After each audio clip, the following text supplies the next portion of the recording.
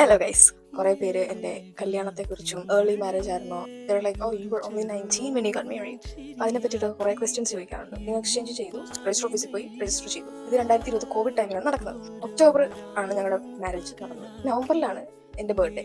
So എനിക്ക് 20 വയസ്സായി. എനിക്ക് 20 വയസ്സാണെങ്കിൽ ഒരു മാസം ഉള്ളപ്പോഴാണ് എന്റെ കല്യാണം. എന്റെ ഒരാളുടെ ഇതുകൊണ്ടാണ് ഈ കല്യാണം എത്ര പെട്ടെന്ന് നടന്നത്. അല്ലെങ്കിൽ പലരെയും കുറ്റപ്പെടുത്താൻ നോക്കും. No.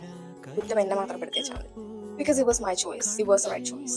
എന്റെ ലൈഫിൽ ഞാൻ എടുത്ത ഏറ്റവും ബെസ്റ്റ് ഡിസിഷൻ എന്താണെന്ന് വെച്ചാൽ ഞാൻ പറയും അദ്ദേഹത്തെ കല്യാണം കഴിച്ചാണ്. ഞങ്ങൾ തമ്മിൽ പെർഫെക്റ്റ് ഒന്നും അല്ല.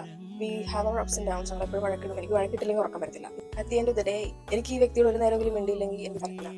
Same cause with him. എനിക്ക് ഈ വ്യക്തി തരുന്ന ഹാപ്പിനെസ് പോലെ എന്റെ ലൈഫിൽ ആരും നോബഡി എനിക്ക് ഹാപ്പിനെസ് ആണ്.